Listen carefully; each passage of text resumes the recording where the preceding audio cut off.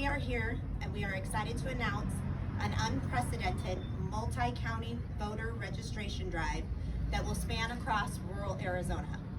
To tell you more about this initiative, I would like to introduce our first speaker, a veteran and Coolidge resident, Raúl Swain.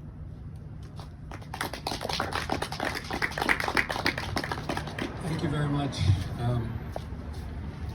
As was mentioned, I'm a Vietnam veteran. I live here in Coolidge, Arizona. I've been here for 11 years. And I want to talk about voting freedom, which I feel is under attack right now. And our freedom to vote without undue restrictions is a guarantee in a democracy that must not be infringed. All citizens of this great country must resist attempts to restrict this freedom. And yet, in Arizona, there are sinister forces in the legislature that are doing just that. It is unfortunate for those in our legislature that they fall into one political party. The freedom to vote cannot and should not be a partisan issue. All citizens, regardless of political persuasion, must be guaranteed equal access to the polling place. The 2020 elections was fair and free of ballot fraud. It resulted in the highest turnout of registered voters who cast their ballots for candidates of their choosing. Nevertheless, dozens of bills have been introduced or passed that in one way or another restrict Arizona residents who are bona fide citizens from easy access to the ballot. Here are just a few examples of some of those bills introduced or passed in our state house. HB 2289 affects Arizona statute 16-590 by changing the wording simply from may to shall, and thus requiring the county chairman of each party to designate an agent to act as a challenger to any of the party polling places. HB 2237 would make it a felony for an election official to allow a bona fide citizen to register to vote on election day and at the same time. And it should be that any citizen with a proper identification should be able to register to vote and to vote on election day. HB 2596 gives the legislature the power to reject any election results and can demand a recount. Even after the disastrous recounts last year by the now defunct Cyber Ninjas, the Republican leaders in the State House have introduced this bill. The bill says nothing about the expertise and the integrity requirements of an agency that is selected to conduct that recount. Since the passage of the state constitution, Arizona citizens have had the unique privilege of the initiative, the referendum, and the recall. Now the ability of our citizens to pass an initiative have been made more difficult with the passage of HCR 2015. This bill changes the requirement to pass the measure from a simple majority of 51% to a supermajority of 60%. Recent citizen initiatives under the present rule have resulted in raising the state's minimum wage, as well as increasing taxes on the wealthy to fund K-12 education. Another bill requires that these initiative petitions have signatures from all 30 legislative districts from across the state. The present law only requires enough valid signatures amounting to 10% of the number of votes cast in the last gubernatorial candidate election. HB 2602 will eliminate emergency voting centers, which allow bona fide registered voters to cast their ballots because they will either be out of town on election day or might be ill on election day. The list goes on and on. If you believe our democracy must be protected, I urge you to help us register more voters. Our democracy can only be stronger if we all participate in the election process. Thank you.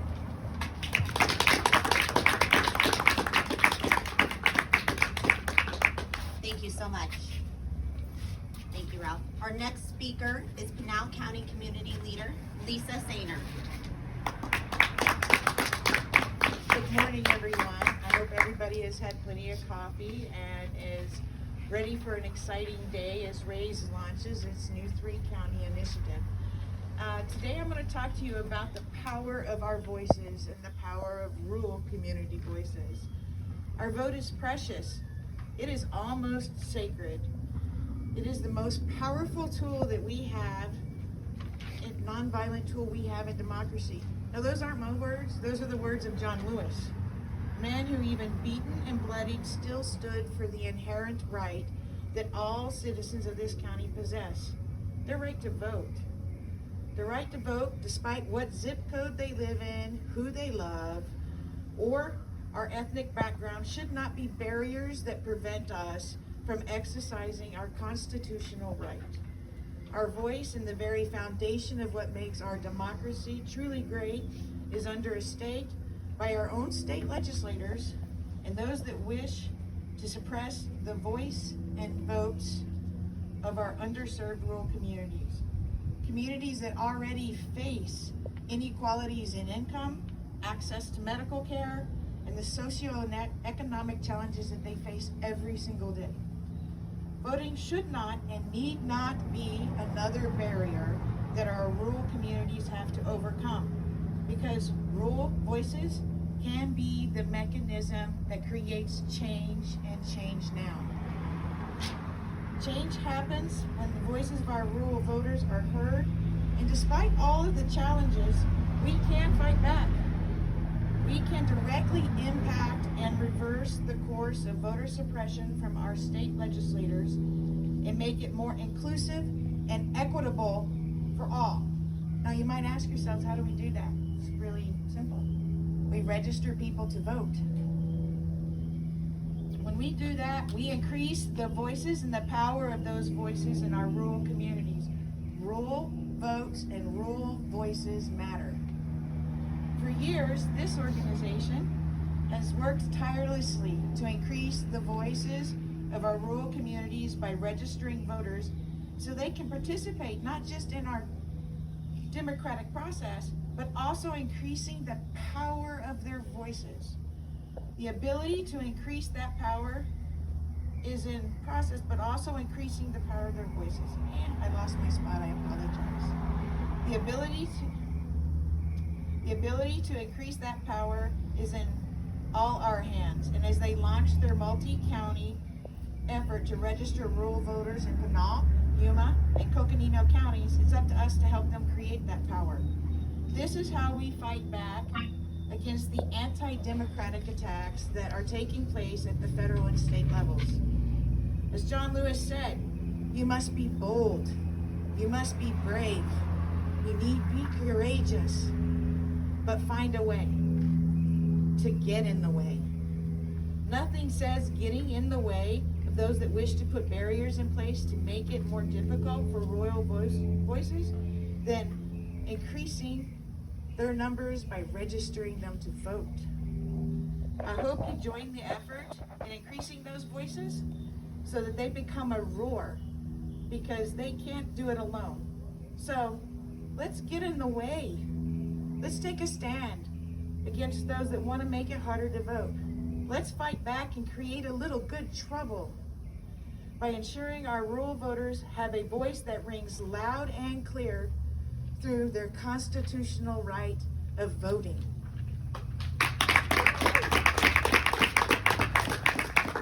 Thank you so much, Lisa. Next, we have Rural Arizona Engagement, Coconino Field Director, Luke Taylor. Hi again, my name is Luke, and thank you for attending our event. And thank you to all the speakers before me. I work with RAZE in Coconino County, and I do this work for many reasons, but voting rights and voter accessibility are some of the most important. Our democracy can only stand if all our voices are heard and are accessible in the first place. My experience with voting is not unique. On my first election day in 2016, I stood in line for over 6 hours to vote at the one polling station for all of ASU's Tempe campus. That's one polling station for a school of over 80,000 and one of the few in a city of 190,000. After doing a bit of research, this was the first polling station for an election in the school's history on campus. The process to get this approved was unbelievable. ASU's undergrad student government had to lobby with the university and then get approved through the county recorder. The student association then had to allocate $15,000 to provide the campus polling location. While in line, I witnessed dozens leave. Some I imagine had classes, commitments, or possibly children to feed. Forcing people to wait 6 hours to cast a ballot is an act of voter suppression, and often these acts are intentional. After that experience, I've submitted all of my ballots at drop-off locations. I didn't even know this was an option for me until years after casting my first ballot. My story isn't as egregious or restrictive as other stories I've heard, some from even on the field, at the doors of the rural Arizonan communities that we serve. One older gentleman chatted with me for over 15 minutes about accessibility to voting. He said if he were moved from the permanent early voter list, he simply would not vote anymore.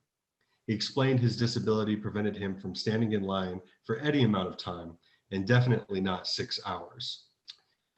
And I've heard dozens of stories from other people who say the same. If they couldn't vote by mail, if they couldn't drop off their ballot, or if they couldn't vote early, they simply would not vote. A figure for you is almost 90% of ballots in Arizona are cast before Election Day and by mail as of 2020. That number was 80% in 2018 pre-COVID. So that's not just a figure that's inflated by COVID, that's a trend. Voter suppression is intentional. We as Arizonans are at the front lines of the battle on voting rights. Hundreds of bills are being written to make voting more difficult, have ballots thrown out, have unnecessary obstacles and restrictions, and that's ridiculous. Again, our work is becoming more difficult. Arizona is at the forefront of voter suppression. It's hard work, it's generally thankless, and it's becoming more difficult. But we have incredible people and an incredible drive to ensure our democracy is protected. Thank you all for listening, and good luck with this campaign. Let's register some folks. Thank you. Last but not least, we have joining us today on Zoom, Congressman Raúl Grijalva. Thank you very much, and thank you to the other speakers and to RAZE and to the whole rural Arizona engagement process and organization. I think responding to the challenges that rural America and rural Arizona face, that the families face, is real and urgent and pressing. We're talking about issues about equity and resources. We're talking about issues in terms of investment on the part of not just government, but as a sustaining investment down the road from the private sector as well in our rural communities. And that involves the investments that need to be made in essential services, healthcare, education, infrastructure / the creation of jobs and economic development, broadband, and tied to all that, to all those needs. And you particularly saw that during the pandemic, the need that rural Arizona faced in terms of getting essential testing, essential support and resources from the Relief Act, and you saw the difficulties that were attended, and why rural America and other parts of this country, tribal communities, indigenous communities, and rural America receiving that support less than a timely basis and with not the urgency attached to it. We saw that, and that was a picture of an existing situation where the investment in rural community has not been made, and the consequences are that the people that live in our state in rural Arizona receiving less services, less attention, and less response and resources. How do you change that? You change it in this democratic society of ours and in our representative form of government, you change it by voting. And Lisa said it the best, the most important and essential nonviolent tool in a democracy is the right to vote and access to voting. And both those are being threatened as we speak. And so this effort to register in these 3 primary counties is essential because the voice of rural Arizona is going to be needed in order to change the direction in which we're going. And what direction are we going? In January of 2020, this year, we already had 34 laws that have been passed across the country to suppress, restrict, and make the process of voting harder, and at the same time sabotaging legitimate elections by legislatures and by other elected officials easier. And the remedies to that exist. The Freedom to Vote Act and the John Lewis Voting Rights Act that have been passed by the House of Representatives 5 times, sent to the Senate, and there it lingers in this fog. And I don't understand that. We can debate forever about Build Back Better, but we should not be in a debate about the right to vote. That is the most nonpartisan issue and important tool that voters have in this country to affect their government and to change direction for their government. Build Back Better, sent to the Senate, has important components to deal with the challenges in rural America, important investments in rural America, and what happens? That is caught and stymied in the Senate, and no movement as we speak. We believe that the right to register and the right to have access to voting are essential in a democracy. Let's just for a second stop today and look at the backdrop. The backdrop of Ukraine, invaded by an authoritarian, dictatorial government, not a democracy. Russia invading a democratically elected country who is practicing democracy. And you see that what now is left for the Ukrainians to defend themselves, the violence, the death, and the conflict, and the war that's going on there, all in defense of democracy on the part of the Ukrainian people. That is how important democracy is to a country like Ukraine, who is experiencing their growth under democracy, and that is how important it is to this nation. The big lie about who won the election and who didn't continues to motivate state legislatures here in Arizona, one law after another, purges, changing voting places, giving an ordinary amount of power to a legislature to undo an election. I have been in public life a long time.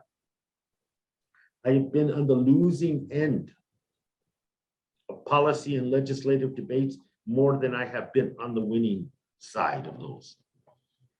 Does that cause me all of a sudden to say, let's throw out, let's restrict people that don't agree with me, let's suppress those that might not vote for me, and in doing so, let it stamp what I want as the only thing that can happen? No. The democracy involves exactly that. Majority of the people making a decision and working through those decisions and trying to reach a compromise, trying to reach consensus, but moving the strategy of the American people forward. That is what elections are about. And I have never insisted or wanted to have the dictatorial power to say what I want is what has to happen.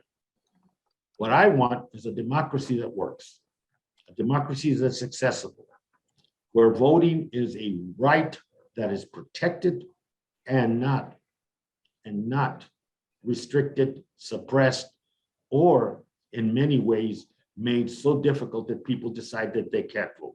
And one of the ways is to empower people. So this registration drive is about empowerment. It's about it's about protection of our democracy, and it's about moving the agenda forward so that rural America and rural Arizona begin to receive the attention and the resources they need in order to continue to grow and to prosper in this society of ours. Nobody should be left behind. And restrictive voting laws leave people behind. They are targeted instruments toward a group of people, rural Americans and rural Arizonans, certain communities depending on zip code, and certain communities depending on age, certain communities based on demographics. All this adds up to some people's right to vote being denied. And I want to really congratulate RAZE for this registration drive. It'll be difficult, it'll be hard, but it is essential and necessary. You're at the forefront of protecting a democracy and protecting a nonpartisan issue. That issue being everybody that is eligible has the right to vote. And instead of making the process impossible and difficult for some, we should be making it accessible and easier for all. I join with you in this effort, lend my support, and not only on a personal level, but I think on a broader scale, that as we begin to empower more and more regular folk to participate in our democratic process, the stronger the response will be for rural Arizona, the stronger the investments will be for Arizona, and the louder the voice and the profile of rural Arizona and their needs will be in front of decision makers. That's the goal of registering people. And I wish you all the success. And if there's any questions, I can attempt to answer them as well as the other speakers. Thank you very much. I want to say rural Arizona Engagement is excited about the scope of work we are doing in voter registration. We have a robust team in Pinal, Yuma, and Coconino counties dedicated to expanding the electorate, and we believe in the power of community. We want to emphasize that we cannot do this alone. We need all people living in rural Arizona who care about preserving democracy to join our fight. Sign up to join the movement at raze.org. You can also follow us at Rural AZ Engage on all social media platforms, and take action today by filling out our RAZE commitment cards that you will find here. And we appreciate everyone who has joined us on Zoom. Thank you so much to all of our speakers. A big round of applause. Thank you for everyone who came out today.